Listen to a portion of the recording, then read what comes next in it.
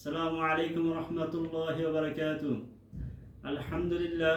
আলহামদুলিল্লাহি রাব্বিল আলামিন হামদাশ শাকিরিন ওয়াসসালাতু ওয়াসসালামু আলা রাসূলিহিল কারীম ওয়া আলা আলিহি ওয়া আসহাবিহি আজমাইন। ফাউযু বিল্লাহি মিনাশ শাইতানির রাজীম। বিসমিল্লাহির রহমানির রহিম। আর-রহমান আল্লামাল কুরআন খালাকাল ইনসান আল্লামাহুল বায়ান। সাদাকাল্লাহুল আযীম। প্রিয় উপস্থিতি, আজকে আমাদের আলোচনার বিষয় হলো জুমার খুতবা।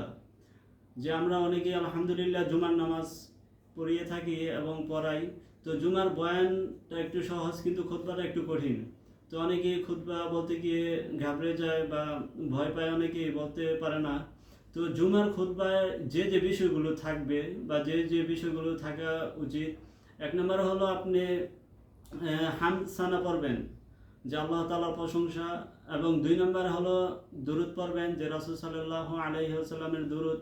তারপর তিন নম্বর হলো আপনি কালিমা, যে কোনো কালিমা পড়বেন। চার নম্বর হলো যে আপনি মানুষদেরকে উপদেশ দিবেন। পাঁচ নম্বরে কিছু আয়াত এবং হাদিস বলবেন। তারপরে দ্বিতীয় খুতবা, সানি খুতবা, একইভাবে আপনি হামদ সানা, দুরুদ, কালিমা, তারপরে আপনি দোয়া করবেন, সমস্ত মানব জাতির জন্য দোয়া করবেন। তারপরে আপনি ইস্তেগফার মানে আল্লাহ তাআলার নিকট ক্ষমা চাবেন।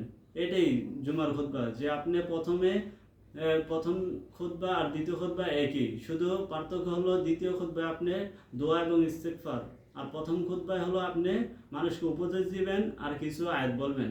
তো আয়াতগুলো আপনি সহজেই বলতে পারবেন। যে আপনি প্রথম খুতবার মধ্যে আপনি যে বিষয়ে কথা বলবেন সে বিষয় ভিত্তিক কিছু আয়াত বললে ভালো হয়।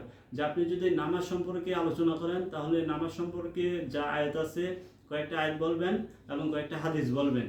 আর দ্বিতীয় খুতবায় যে আমাদের প্রসিদ্ধ একটা খুতবা আছে, যেটা অনেকেই বলে থাকে, ওই দ্বিতীয় সানি খুতবাটা আপনি মুখস্থ করে ফেলবেন, তাহলে আপনার সহজ হবে।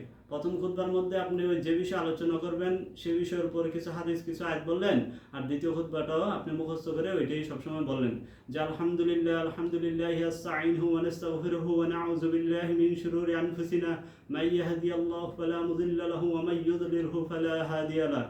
যে খুতবাটা আছে, এই খুতবাটা আপনি মুখস্থ করে নেবেন। তো আল্লাহ তাআলা আমাদেরকে আল্লাহ তাআলার দ্বীন প্রচার করার তৌফিক দান করুন এবং আমাদেরকে আল্লাহ তাআলার প্রিয় বান্দা হিসেবে কবুল করুন। ওয়া আখিরু দাওয়ানা আলহামদুলিল্লাহ।